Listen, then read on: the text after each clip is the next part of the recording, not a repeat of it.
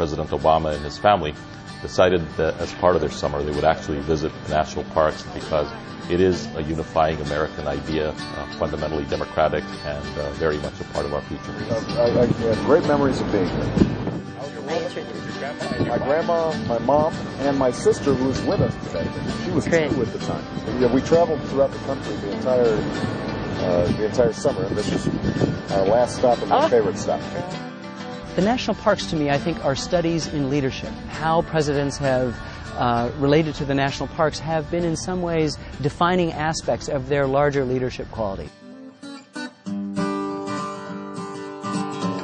Well, I think it's always special when a president visits anywhere.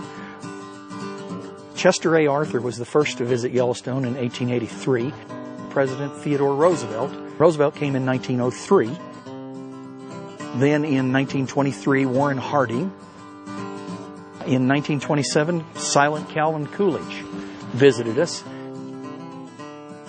Then in 1937, FDR, President Franklin Delano Roosevelt, came. President Franklin D. Roosevelt, swinging through the West on a campaign tour, took time out for a visit to Yellowstone National Park. An exponent of conservation, Mr. Roosevelt backed many measures aimed at enlarging our national forests and preserving wildlife. This was a moment of relaxation amid the scenes he loved. This is a moment that I've been looking forward to for a long, long time. To return to Yellowstone, where I spent one of the greatest summers of my life. Gerald Ford was an interesting example of a president because he had been a park ranger in Yellowstone.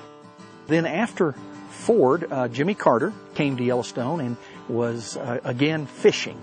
It was his primary focus. After Carter, George Herbert Walker Bush, who came to Yellowstone in 1989. Bill Clinton was here twice. Yellowstone is the symbol of our national parks because it's the oldest one and the first one in the history of the world. And then after Bill Clinton, of course, we had President Barack Obama. You know, the thing I remember most was, driving by and seeing it was elk. And I remember bison. And I ran up close to a bison. I took pictures of it. It's never a good idea to approach bison closely. The Recovery Act has been a real boom for us. It's been welcome dollars. The great thing about the way the National Park Service and Yellowstone approached the Recovery Act, the funding with that was we lined up a variety of projects that we already had in the queue of things that we wanted to do. The notion that collectively we come together and we say, we're going to preserve some things that last beyond our individual lives, that we're going to pass that on. And we have to do it together. That's part of what is hopefully best about our government. And so every once in a while we need the ability to step back from our personal wants and project something finer and better for future generations. That's what the Park District's all about.